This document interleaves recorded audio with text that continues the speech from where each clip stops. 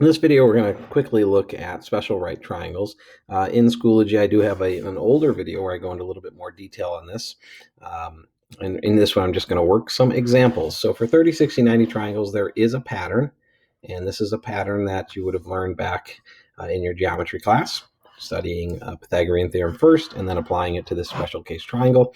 There's a ratio where the side opposite of 30 is always half of the hypotenuse, and that the side opposite of 60, you can take the side opposite of 30 and multiply by root 3. That is always the case. So we'll apply that to these three problems here. With the hypotenuse of 10 being the hypotenuse, the side opposite of 30 is always half of that. That would just make this 5. And then to get the side opposite of 60, we just multiply by root 3. So this would be 5 root 3. I chose all of these examples to have 10 to show that we do get different triangles for each one when we have the 10 in a different place. Okay, so this time we know the side opposite of 30. The side opposite of 30 is always half the hypotenuse. Well, that makes this 20 this time. To get to the side opposite of 60, again, we're going to multiply by root 3. So that would be 10 root 3. And then the last one, this is of the three possible 30, 60, 90 problems that you might get, knowing the side opposite of 60, it's a little bit more complicated. I don't like this pencil. To get the side opposite of 30, we have to go in reverse. So in each of these two problems, we were multiplying by root 3 to get the side opposite of 60. So instead, now going in reverse, we're going to divide by root 3.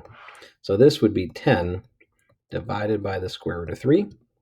And this is where it applies to the chapter we're in, simplifying that. So 10 over the square root of 3, we rationalize that by multiplying by square root of 3 over the square root of 3. On the bottom, we're going to get root 3 times root 3, which is 3, and the top is 10 root 3. Okay, so 10 root 3 over 3. And then to get the hypotenuse, we double that. 10 times 2 is 20, so it's 20 root 3 over 3. All right, so that's 30, 60, 90 triangles. The other special right triangle that you would study is the 45, 45, 90. And it's special right triangle because really it's half of a square, and I go into that more in my other video. Okay, so for this one, it's isosceles. So if one leg is 10, so is the other one. And then the pattern here is you're just multiplying the leg times root 2 to get the hypotenuse. So this would just be 10 root 2.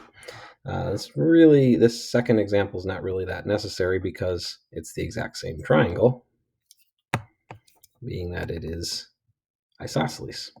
10, 10, 10 root 2. Okay, so again, if we are multiplying by root 2 to go from a leg to the hypotenuse, we go in reverse by dividing by root 2. So this is going to be 10 over root 2.